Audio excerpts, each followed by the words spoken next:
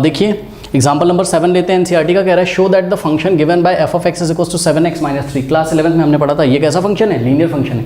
Linear function का जो standard form होता है वो क्या होता है, f of x is equal to what, f of x is equal to mx plus c, जहाँ पर m क्या होता है, स्लोप ऑफ द लाइन, मतलब इसका ग्राफ एक स्ट्रेट लाइन बनेगी, स्लोप ऑफ द लाइन, और c क्या होता है, y एक्सिस पे इंटरसेप्ट। ठीक है, चलो अब यहाँ पर आपको स्लोप कैसा दिखाई पड़ रहा है, पॉजिटिव, यानी कि ये पॉजिटिव स्लोप होने का मतलब समझ रहे हो कि tan थीटा कैसा होगा, पॉजिटिव। अरे m ही तो क्या होता था, tan थीटा।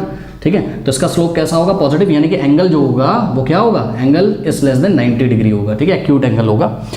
तो जो बच्चे नहीं फील कर पा रहे हैं कोई बात नहीं, इसका ये ग्राफ फटाफट प्लॉट कर लेते हैं ना। प्रॉब्लम क्या है, चलो एफ ऑफ 1 निकालो जरा। अगर आपने x की वैल्यू 1 डाली तो 7 × 1 = 7 - 3 कितना हो जाएगा, 4। एफ ऑफ 2 निकाल लो फटाफट, तो 7 × 2 = 14, 14 - 3 बहुत बड़ा हो जाएगा यार। एफ ऑफ 0 निकाल लेते हैं। ठीक है, एफ ऑफ 0 निकालो, तो 7 × 0 = 0 - 3 कितना आ जाएगा, -3। तो पॉइंट क्या मिला, 1,4। 1 पे क्या आ रहा है फंक्शन, 1 पे क्या आ रहा है, 1 पे आ रहा है आपका 4, ये रहा पॉइंट। ठीक है, 0 पे क्या आ रहा है, -3, तो 0 पे क्या आ रहा है, 0 पे आ रहा है आपका क्या, -3। ओके, तो 0 पे आ रहा है -3, तो इन दोनों पॉइंट को हमको ज्वाइन कर देना है। ठीक है स्टूडेंट्स, तो ध्यान से चेक करिए, ये दोनों पॉइंट को हम, ये हमारे पास स्केल तो है नहीं, एक और कोई पॉइंट ले लेते हैं ना।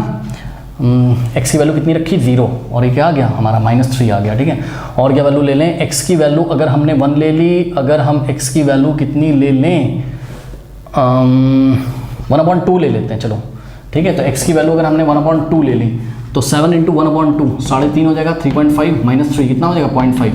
तो 1/2 पे 0.5, 1/2 यहाँ कहीं आता है 0 1 के बीच में, इस पे आएगा 0.5, ये 1 है, यहाँ कहीं 1 है, तो 1 और 0 के बीच में 0.5। ठीक है, तो 1/2 पे 1/2 ये आ गया। ठीक है, तो फाइनली हम इन दोनों पॉइंट को बस आपको ज्वाइन करके दिखा देते हैं, ध्यान से चेक करो। चलो ये भी मिल ही गया यार, चलो मिला दो, कोई बात नहीं। ठीक है, तो ये आपका फंक्शन का ग्राफ आ गया एफ ऑफ एक्स का। ठीक है, अब ध्यान से चेक करो, ये एंगल 90 से कमी तो है, तो इसका स्लोप कैसा आ रहा है, पॉजिटिव है, उसका स्लोप कितना है, 7 है, और y एक्सेस पे जो इंटरसेप्ट है वो क्या है, -3 है। ध्यान से चेक करो, ये कहाँ से जा रहा है, -3 पे, ऑरिजिन से लेके ये 3 स्टेप नेगेटिव डायरेक्शन में काटता हुआ y एक्सेस को जा रहा है, ये ग्राफ है। ठीक है, अब मुझे बताओ इस ग्राफ को देख के, जब आप लेफ्ट से राइट जाओगे, अब आप देखो, आप कहीं पे भी हो, आप ग्राफ को आगे बढ़ा लो, आप लेफ्ट से राइट जाओ, लेफ्ट से राइट जाओ तो ये चढ़ता जा रहा है, लेफ्ट से राइट जाओ तो ये चढ़ता जा रहा है। ठीक, क्या यहाँ पर कभी ये कांस्टेंट होता है, नहीं होता है। इसका मतलब ये क्या है, स्ट्रिक्टली इंक्रीजिंग है। अब बच्चे बोलेंगे ग्राफ बना के एग्जाम में करेंगे क्या, नहीं भैया सुनो, जो आपको मैंने कंडीशन क्या बताई थी, आपको मैंने कंडीशन बताई थी कि आपको कोई x1 is less than x2 choose करने, सच दैट कि x1, x2 बिलोंग करते हो किसमें, इस फंक्शन की डोमेन को। और इस फंक्शन की डोमेन क्या है, डोमेन नहीं मतलब कोई इंटरवल आपको दिया जाएगा। ठीक है, तो हमको यहाँ स्ट्रिक्टली इंक्रीजिंग किस पे दिखाना है, रियल नंबर के सेट पे। तो हमने चूज किया लेट x1 x2 दो हमारे पास नंबर हैं, कहाँ, जो बिलोंग करते हैं सेट ऑफ रियल नंबर को, such that x1 is less than x2, x1 की वैल्यू हमेशा x2 से क्या हो, छोटी हो। ठीक है, अब समझो जरा, समझो एक बात बताओ, अगर x1 is less than x2 है, आपको क्या प्रूफ करना है, आपका टारगेट क्या है, स्ट्रिक्टली इंक्रीजिंग के लिए आपका टारगेट होता था स्टूडेंट, याद करिए, F of x1 is less than F of x2, याद है, कॉपी खोल के देखिए, यही होता था, एफ ऑफ x2 की वैल्यू किससे बड़ी हो जाए, एफ ऑफ x1 से। ठीक है, तो अगर हम आपसे बोलें कि भाई एफ ऑफ x कितना दिया हुआ है आपको, 7x - 3, तो यहाँ से आप एफ ऑफ x1 मुझे बताइए कितना होगा, ये हो जाएगा 7x1 - 3, भाई x की जगह x1 रख दो, और एफ ऑफ x2 कितना हो जाएगा, ये बस मैं विजुलाइज करने के लिए आपको बता रहा हूँ, ये हो जाएगा 7x2 - 3, ऐसा हो जाएगा।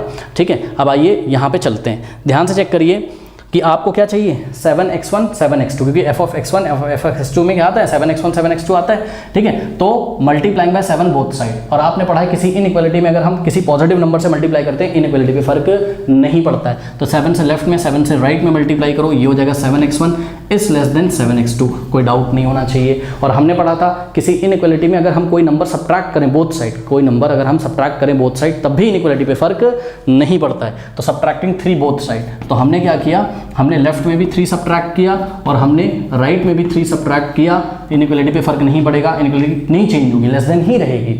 जब किसी नेगेटिव नंबर से आप मल्टीप्लाई करते हो ना, तब इनइक्वालिटी चेंज होती है बच्चों। अब ये क्या बन गया, ये क्या बन गया बताओ, ये क्या बन गया, 7x1 - 3, ये चीज़ क्या है, ये एफ ऑफ x1 ही तो है, और ये लेस देन आ गया किससे, एफ ऑफ x2 से। कोई इक्वल विकल नहीं आया, क्योंकि आपको भी पता है भैया, कोई भी दो रियल नंबर चूज कर लो सच दैट कि x2 x1 से बड़ा हो और इस फंक्शन की आप वैल्यू निकालो, ठीक है, तो आपको हर बार देखो मैं आपको दिखाता हूँ, मैं आपको दिखा भी सकता हूँ यहाँ से, ठीक है। आप 2 नंबर चूज़ करिए, चलिए देखिए x1 आपने चूज़ किया 2 और x2 आपने चूज़ किया सपोज 3। अब आप f ऑफ x1 निकाल लो और f ऑफ x2 निकाल लो, चलो निकालो फटाफट। f ऑफ x1 कैसे निकालोगे, x1 की वैल्यू 2 रखो, तो 7 2 14 माइनस 3 कितना हो जाएगा 11, ठीक है। और x2 की वैल्यू आपने और हमने x1 is less than x2 choose किया था, चेक करो ये इससे छोटा है, ठीक। तो f ऑफ x2 कितना आ जाएगा, x2 की वैल्यू इसमें 3 रखो, तो 7 3 21, 21 माइनस 3 मेरे ख्याल से कितना होगा 18 होगा। भैया क्लियरली चेक कर लो क्या आ गया, f of x2 is greater than f of x1, आ गया कि नहीं आ गया बताओ, ठीक है। तो आप कोई भी 2 रियल नंबर चूज़ करो सच दैट कि x1 x2 से छोटा होना चाहिए, तो हर बार आपको f of x2 is greater than f of x1 मिलेगा, means f of x1 is less than f of x2 मिलेगा। ये f ऑफ x2 इससे बड़ा है या f of x1 f of x2 से छोटा है, बात क्या है, सेम है, बात समझ में आई। तो ये प्रूव हो गया क्या कि ये फंक्शन क्या है, स्ट्रिक्टली इंक्रीजिंग है। और जब आप लास्ट में जब पहुंच जाए ना यहाँ पे, तो आप ये भी लिख दीजिएगा क्या कि for all x1 x2 belongs to real number such that what, वो हम पहले भी लिख चुके थे कि x1 is less than x2, पर फिर भी आप फिर से एक बार लिख दो लास्ट में, ठीक है। तो हेंस प्रूव्ड।